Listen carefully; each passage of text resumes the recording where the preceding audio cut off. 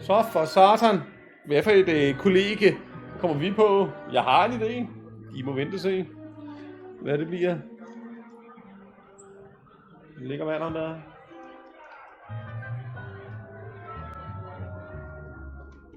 Phineas Nigellus Black. Phineas Nigellus Black. Fucking no. Prepare yourself to meet the headmaster. Fig, nice of you to join us. The sorting ceremony's over. There were complications. Complications? It seems the goblin problem has... Enough. Goblins. I've no time for rumors, Fig, and I'm rapidly losing whatever Det patience var I et rigtig godt bud, left. Daniel. Det var et rigtig godt bud. If you're lucky, we Der might burde også, still be able to Daniel. get you sorted this Og jeg kan lige sige det evening. bagefter, efter det. I'll be in touch.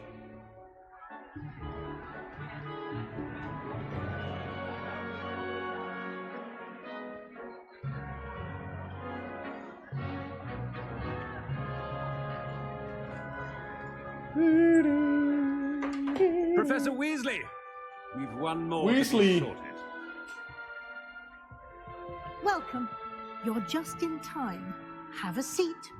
Ja, og så er en fucking år 5 studerende eller sådan noget.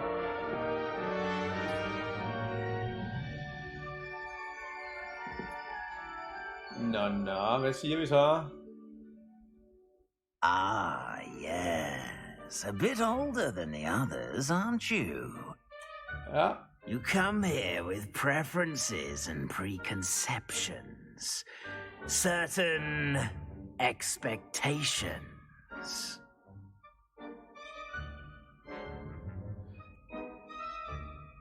jeg troede mig selv fik lov til at vælge. Hvad? Nej. Det kan jo være gigant jernblødning, det her.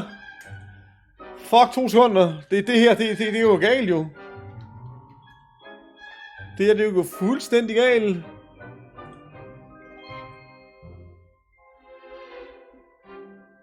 Nej. Jeg skal kraft, hvis jeg ender i fucking Ravenclaw eller sådan noget, jeg kan love dig for. Nej.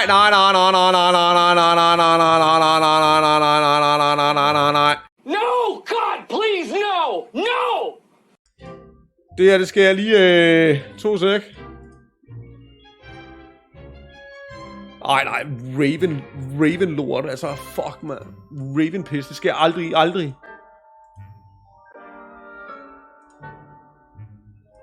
Nej, kæmpe jernblødning det her. Jeg bliver aldrig den samme igen nu.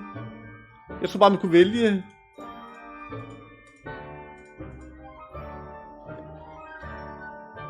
Nå. Jamen, ja, nej, vi okay. Hvad står der? You come here with preference and perception, certain expectation. I can't wait to explore. I can't wait to start classes. Classes, det er sådan noget Ravenclaw-pis. Men der er et eller andet, der siger mig, at det også kan være Hufflepuff. Og det hernede, det er sådan Slates Gryffindor og Slytherin-typer. Men det er den, jeg helger til. Det er I can't wait to explore. I can't wait to explore. I'm looking forward to exploring Hogwarts and the world beyond the castle and grounds. Indeed. Much can be gleaned by having an adventurous spirit. Yeah. But your professors have a great deal to teach you as well. Det har de. I wonder. I detect something in you. A certain sense of... what is it?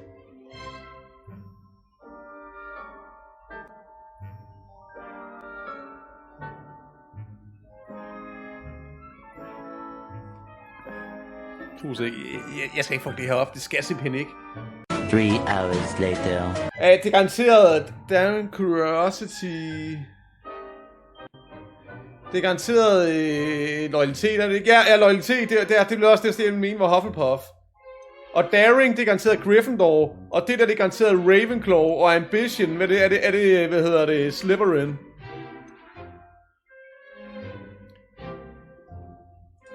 Er det ikke det?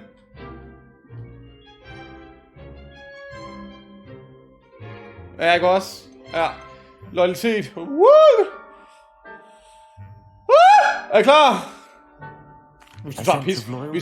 Hvis det ikke er rigtigt, det her kan også gå amok. Ja, det er det er Hufflepuff. Det kunne høre på din sætning der. Det er You Hufflepuff. do not give up easily, do you? Det er Hufflepuff. You're undaunted by challenges that Det lie er Hufflepuff. ahead. Det er And your Hufflepuff. loyalty to a friend delayed your arrival here this Det er evening. jo ikke det passer jo godt til mig, gør det ikke Perhaps det? you belong in Hufflepuff. Til huset, vi er en Huffledreng. Vi er en drengepuff. Vi er en powerpuff. Vi accepterer huset. Vi accepterer det her crib, det er mit crib nu. Jeg er en Hufflepuff. Better be Hufflepuff! Yeah! Woo! Seriøst. Min wizard her, han ligner fucking Tom Holland. Han skulle ligne en ung Mark, ikke også? Han ligner en Tom Holland. Eller er det bare mig? Oh, and one more thing. Due to the unfortunate injury on the pitch in last spring's final, this year's Quidditch season has been cancelled. Nej!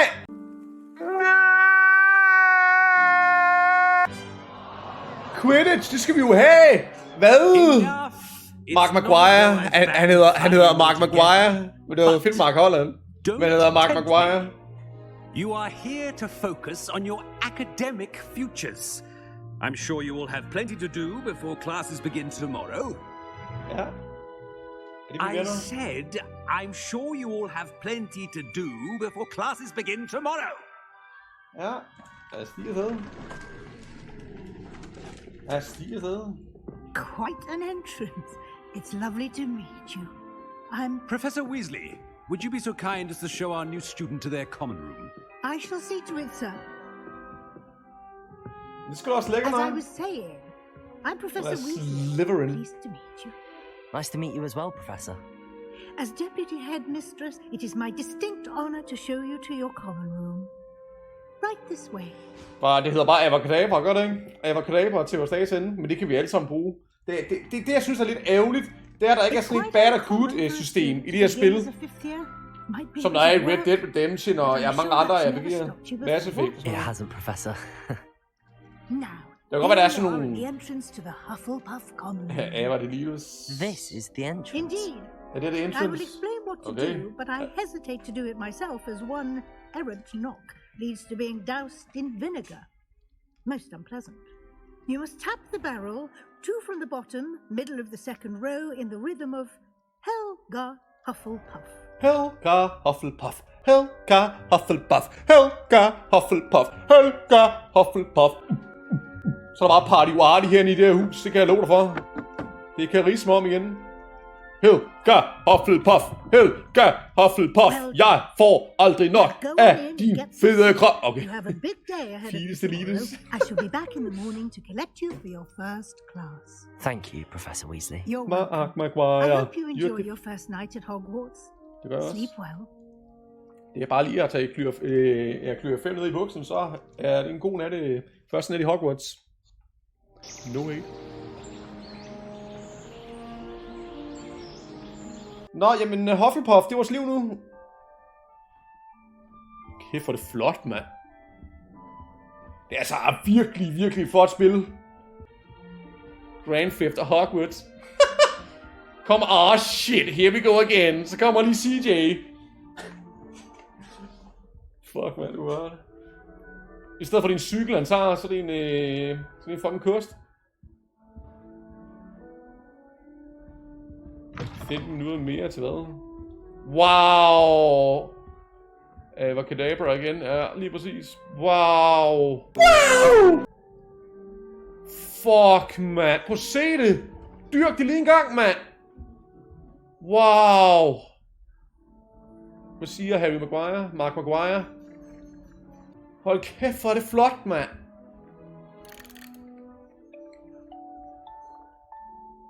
Ja, det er nemt. Ja, lige præcis. Det er en rigtig emote at bruge det der. Det er nemlig den rigtige emote. Okay, det var sådan en fucking nursery song. Just so I'd have an excuse to visit all of Hufflepuff student. House chest. Nå, ikke noget til os. Det går vel nok.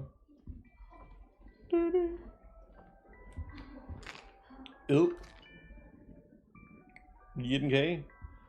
Hej venner! I adore the hamlets near the coast. They're a bit damp. Ja, sjovt nok. Du er ikke den første, der har sagt det. Beatrice Green from Dogweed and Deadgap is an odd woman. She certainly is. I can't stand her. And her foul stench. I love this British accent. It's music to my ears. You fucking wanker! Ah, okay. Kommer bare som hooligan selv. Fuck, du er fedt. Ja. Nemlig. Whoop! For Globusen lige en Spinneroonie. Sindssygt, hvor er det flot, mand! I suppose some introductions are in order. Ja, så lige introducere dig selv. Shit, hvor er det flot. Wow. Alle andre normies vælger Gryffindor, Mark vælger Hufflepuff. Nå, vi skal introducere os selv. Good, isn't it? Oh, it's so good. Ah, okay. Got en kat. Arthur. I can't quite reach. Come on, you went that way. Hope they can catch him. Big castle for a student to get lost in, let alone a cat. You're right about that. I'm sure you'll find your way all right. I mean, it can be a bit overwhelming at first. I still get lost sometimes. Welcome to Hufflepuff, by the way. Gør det. Lækker navn. Thank you. Hvorfor Nice skal to du meet ikke... Was that your cat? No, one of the first years, I think. Don't have any pets of my own, unfortunately. My mother doesn't think too highly of them, especially magical You come in from ones. 5 years. No, one of the first years, I think. Don't have any pets of my own, unfortunately. My mother doesn't think too highly of them, especially magic ones. Shame, I think magical beasts are incredible. I'm sorry to hear that.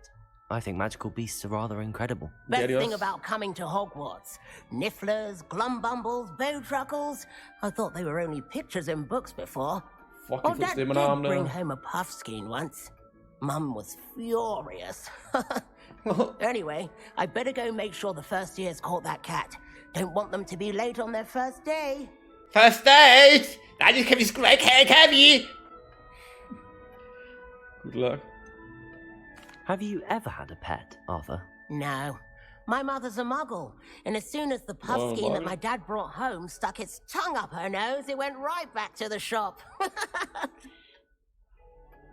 6. Nice meeting you, Arthur.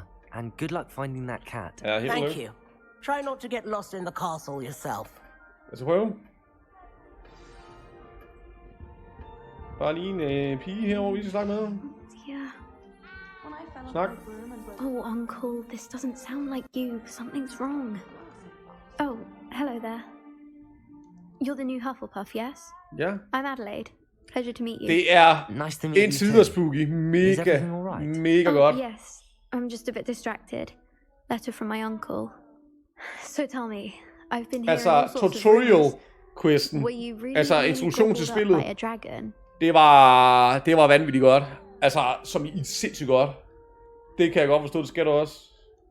Og hvad sagde hun? So tell me, I have been hearing all sorts of rumors. Were you really nearly gobbled up by a dragon? Yes, I was. Ja, det var vi. That one is true. Not the typical start to a new school. That's dreadful. Well, I'm glad you made it here alive. Well, anyway, I imagine you have lots to do. I hope you have a wonderful first day. Jo, tak. Is your uncle alright? Er din onkel okay? Skal vi lige oversætte en gang? Are you sure everything is alright with your uncle? Oh, yes, he travels for work, always busy. I'm sure he just wrote it in a rush. Nothing to worry about. Nothing to worry about. Nice meeting you. Thank you, Adelaide. Be seeing you. Of course. Adelaide.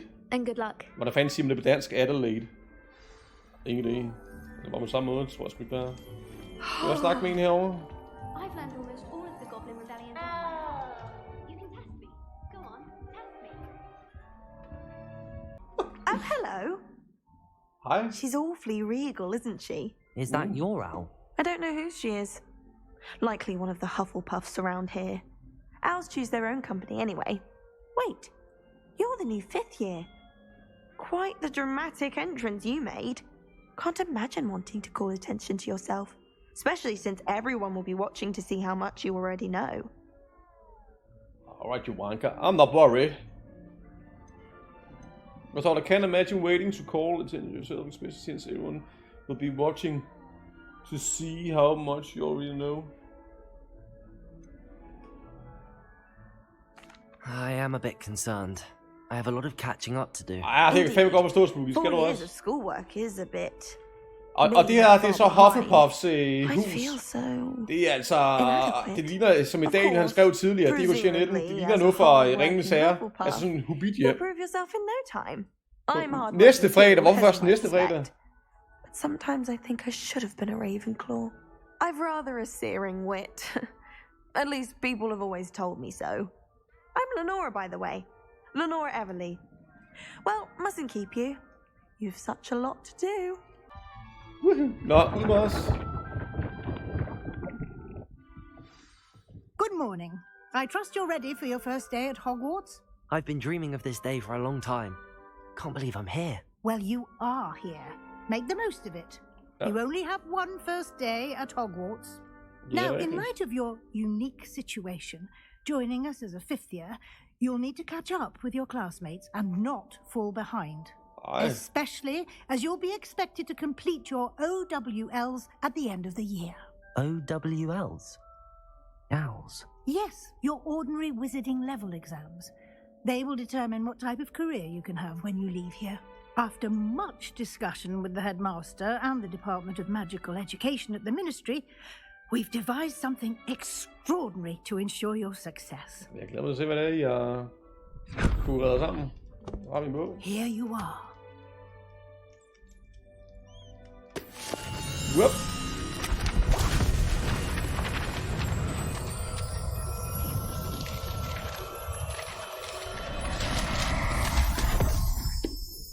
Ja, jeg glæder mig så meget. Du fatter ikke, hvor meget jeg glæder mig. Field guide. It will help you to keep track of what you are learning, so that you master all that's Wizards Field Guide, lækker. You would be wise to take full advantage of this exceptionally valuable resource.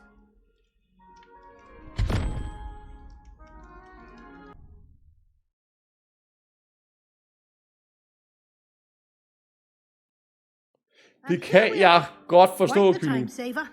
These stairs lead directly to Central. Det kan jeg godt forstå, Kylling. Folk, der kæft en intro til det her spil var. Hele det der tutorial, det var fucking verdensklasse.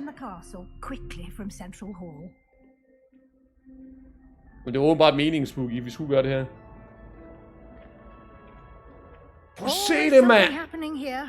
Wow! Hold da kæft, hvor er det flot, mand! Jeg er imponeret. Virkelig. Det er jo helt vildt. You'll be expected to attend both Charms and Defense Against the Dark Arts classes today. Yeah. And I'd like to be sure you get to Hogsmeade as soon as possible to replace the supplies you lost on the way here. Professor Fig, your ears must have been burning. Oh? Yes. You seem to have provided our new 5th year with a solid foundation in the basics of spellcasting. Ah, I'm afraid I can't take all the credit there, Professor. They've a rare aptitude for magic, it seems. Well, I'm just glad you both arrived in one piece. Perfectly good boats and carriages to Hogwarts, and you chose to fly in the path of a dragon. I wouldn't say I chose the dragon's path, Professor. Rather unfortunately, it would seem that it chose us. Very well. Enough chit-chat. I need to get to class myself. Might I rely on you, Professor Fig, to explain the details of the field guide's map? Of course. Thank you. It's good to see you, Professor. And you. I was hoping our paths would cross today, before you immersed yourself in studies. Yeah. Did I hear you and Professor Weasley talking about exploring ruins?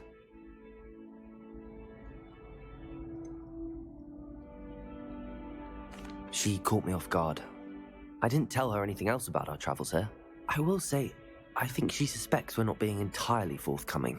Yes, well, Professor Weasley is a brilliant and astute witch. It was right to keep the details to yourself for now. We don't know where this path we've embarked upon will lead. It may require a bit more flexibility with your time than she would approve of.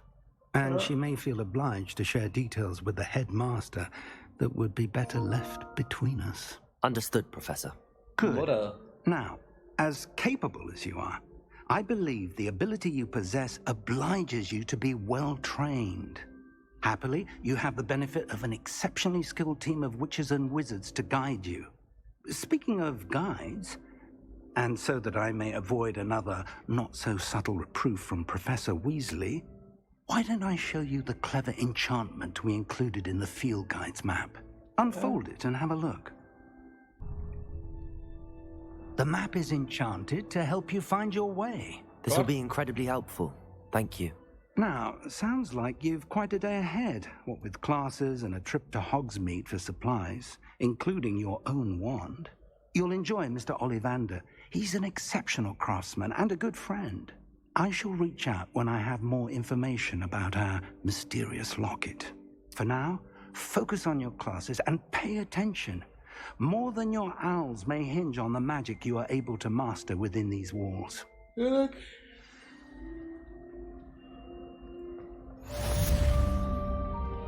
Velkommen til Hogwarts. What? Fuck, hvad fanden laver ham der? Having a bit of a poacher problem. Wow, de her steder her, de er jo så nostalgiske ved en.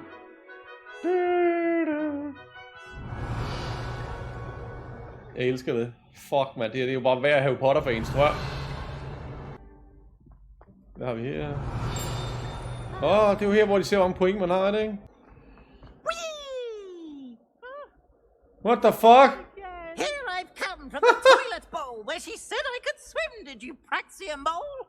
As long as for only one time per week, I can plunge the boys' lavatory, not for the meek. Shit in troll. Make me late. He tried to stop me, did rancorous carp, sought to trap me, confine me inside of a jar. But he failed, as did his containment charms, so I took my revenge to wreak havoc and harm. It was granted my privileges be handsome indeed, or I'd fire up the cannon, and so she agreed. To draw up a contract with her, not with him, that if I behaved, I'd have one weekly swim. Whee! I'll get you for this. Okay. This isn't a ballet, you know. Fik de bare kæmper. Fuck, man. Død. Og de er jo spøgelser, så det går over. De kan bare kæmpe resten af deres liv. Nå.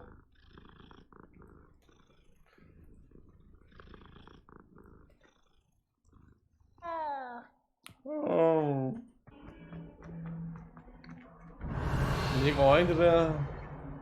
Start quest. Is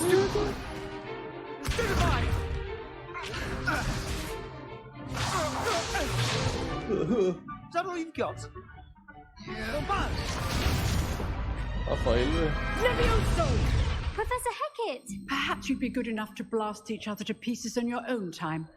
I get new students every year, but I only have one Hebridean black skull. It was a token from the Great Poacher Raid of 1878. No doubt you've heard of it. Now, you may be asking yourself how an old woman like me single-handedly took out the largest poacher ring in eastern Wales and lived to boast about it. Knowledge. Yeah. To the wise, age matters very little. Today we will review a spell that has saved me from death at the hands of dark wizards more times than I care to remember. Levioso. Levioso? A levitation charm? Levioso! A surprised opponent is a weak opponent. Care to defend yourself, Master Pruitt? No? One thing I've learned as an unspeakable is the value of simplicity, especially in the heat of battle. Now, let's practice what we've just learned, starting with something small. Levioso! Whoop. Det kunne vi godt finde ud af. Now, let's try something a little larger. Ja.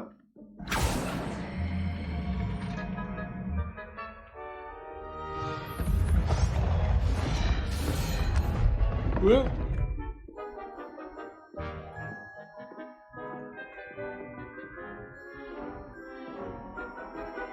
Levioso. Good. Now, the basic cast. Well done. Ja, tak. Yes. Very good. But the best way to practice is by dueling. We'll start with you two. Duelists, take your marks. Time for a proper Hogwarts welcome. Now, I want a fair duel, using only Levioso, basic cast, and Protego. You may begin. Og jeg må gerne bruge Protego, det er godt. Levioso. Good form. I know. This can't be your first duel. Let's just say I'm a quick learner. I do enjoy a lively duel. A quick loader. Fair for it. Yes. Not bad for a beginner. You give as good as you get.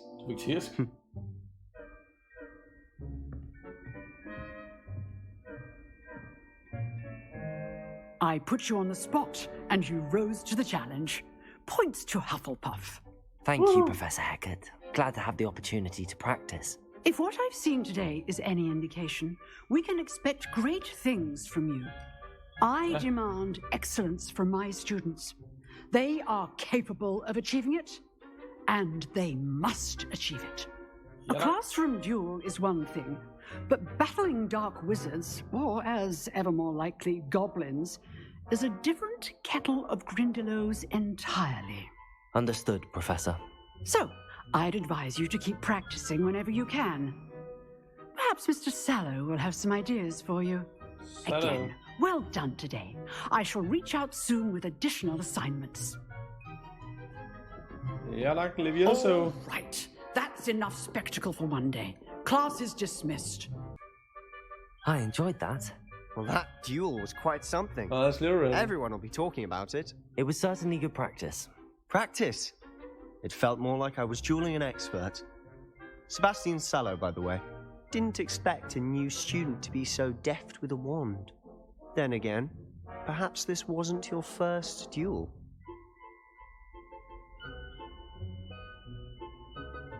I've had my share of wand combat. It was never used my wand in combat. In fact, it was. Perhaps I have a knack for it. Be coy if you like, but I know better. Magic requires intention and talent. You know, you might be a perfect fit for a certain exclusive, unsanctioned dueling organization. No. Exclusive and unsanctioned. Yeah, count me in. Excellent. Knew I was right about you. If you want to get the most out of your time at Hogwarts, you're going to need to break the rules now and then. Whether it's joining a secret dueling club, or sneaking into the restricted section of the library, you just have to be clever enough not to get caught. Thank you, Sebastian. I'll keep that in mind. Good. Pleasure chatting with you. I'm sure I'll see you soon. Perhaps somewhere unsanctioned? We'll see if your performance today was sheer luck or actual skill. Yeah, skills Look to pay for the Luke bills. and Brattleby near the clock tower entrance. If you're interested. Ja. Nå, lad os snakke med ham der. Sebastian told me to see you about a club. If Sebastian vouches for you, that's all I need to know. I coordinate duels for crossed wands. A dueling club of sorts. It's invitation only, so you must have really impressed Sebastian. That's nice, isn't it? I'm flattered to hear that. Sebastian's not a bad duelist either. Imagine it's quite something to see the two of you duel. How does cross wands work exactly? You show up, I match you with other duelists, and whoever is still standing in the end wins. It's our way of determining the school's greatest duelist once and for all. And to liven things up, the winner is awarded a prize. Interested? Yeah, I'll join your club. Of course. Dueling's an entertaining pastime. I agree. Besides, in crossed ones, you could duel with a partner if you like. Your first time I'll pair you with Sebastian. Next time, you'll need to bring a partner along, or duel alone. So, care to step into the ring? Ja, jeg er klar. Get me in the ring. Spectacular! Let the fireworks begin! Ja, tak. We'll make you regret signing up. Holy shit, okay. Undskyld. Potato! Okay. There goes my weight. Hvad sker der? Levioso! You're better than that! Act like a winner. Au, for helvede. Hey.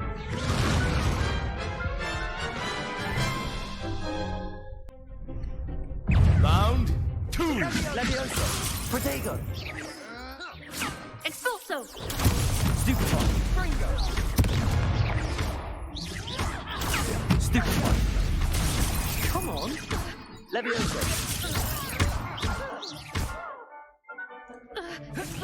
Give him more ball. Nej. Levioso! Expulso. Potato! Har du ikke mig med? That's all you've got? Nej. Expulso. Stupefy! Okay. Så er det bare dig. Reviser lige tilbage i røven, mand. Levioso! Se, du smadrer min. Find the one. Levioso. Nej. Levioso! Færdig menneske hende der. Så vi kan godt det. Sådan er vigtigt. Spiller på hard, det skal jeg lige sige. I'll sign up for a round. Nice work. Sebastian wasn't wrong about you. There's strong competition ahead, but keep this up and you could be the next school champion. Brilliant. Count me in. I shall. Now, it takes time to organize these duels, but check with me later. I may have something lined up for you. Again, congratulations on your first Crossed Ones victory. Well fought. Nå, lad os starte først.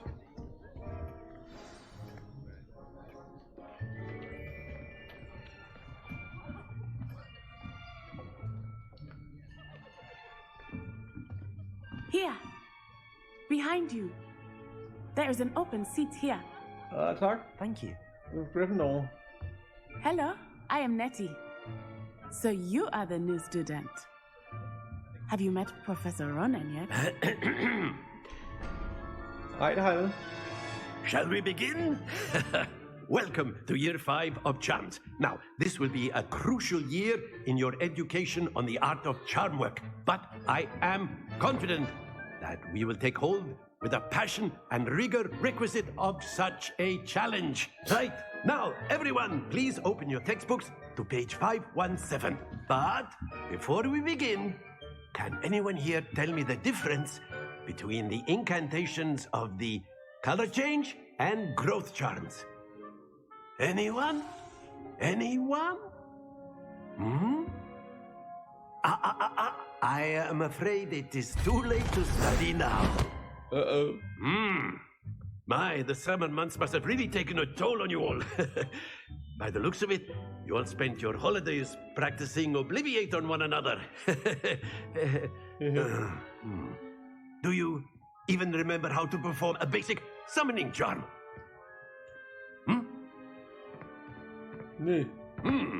Well, it seems that we are in dire need of review. Everyone get into pairs and take positions on opposite sides of the classroom. Now let's put those textbooks to use as the blunt objects you so believe they are, and take turns summoning them out of one another's hands. Only one book will be needed per partnership, Miss Dale. Thank you. Get into place now.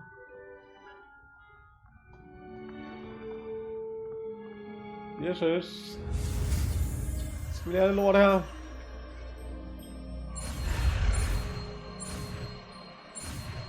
Ja, tak.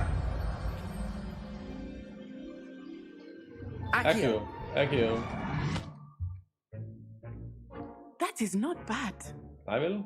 You are a swift learner. I see a lot of potential, but remember, potential is nothing without practice. Keep at it. You might just rival Miss Onai here. Very good, everyone. That's enough of that. Well, as you all seem to have the basics down, and it is an exceptionally lovely day, I was thinking that we might have ourselves a little excursion outside for a spot of fresh air. After me. Ja, tak.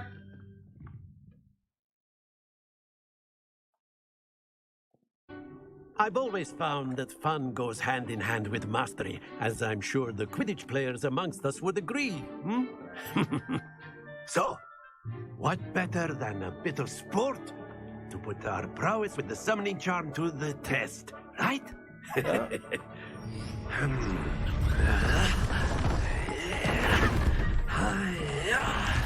Sådan gør man det.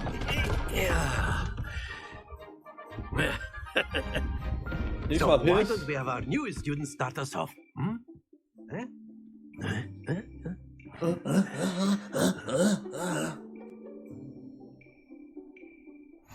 Very simply, cast Accio on one of the spheres and relinquish your charm at the last possible moment. Now, think of this like gobstones. Accio, you will. But instead of throwing... Excellent control. Not to worry. Oh. That's it! Gå tæt på en... Very good! Det blev hun 30,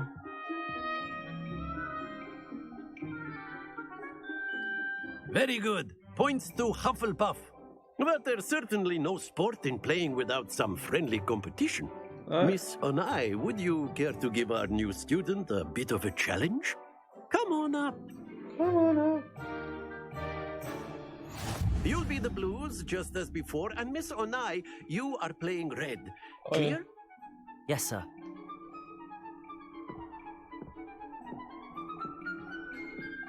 Here we go.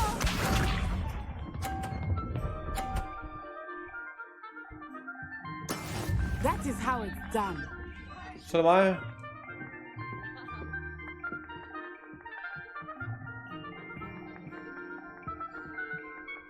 Ej, vi kan have dig derovre.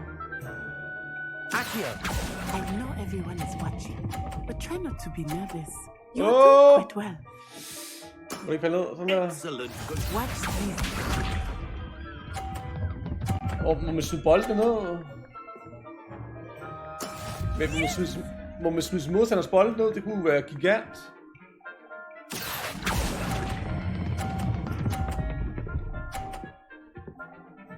Er det 50'er? Ja.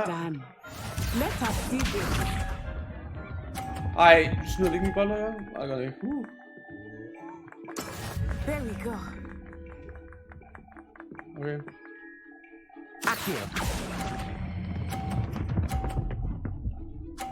Ja da. Yes. Perfect score. Remarkable. Ja, 150. Det var hårdt det her. Wow. Der fik jeg sved på panden. Let us make this a bit more interesting, shall we?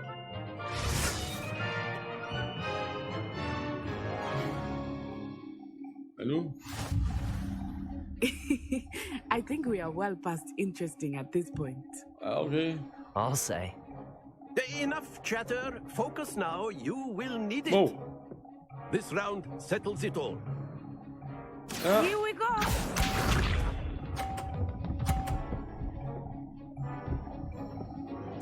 Phew. 30 point.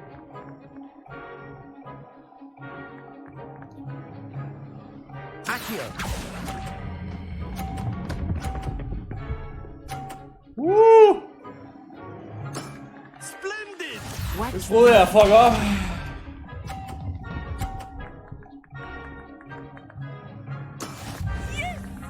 Yes! Nej, du tager den der. Ja.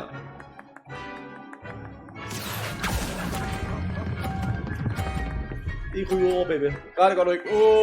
Nej, det gør du ikke. Quite impressive. Let us see this. Ja, mig bruder. There we go. Ja, jeg har vundet. Uanset hvad har jeg vundet. Det er meget fortrøstningsfuldt. Den her det er bare sådan en luksusrunde for mig. Tak her.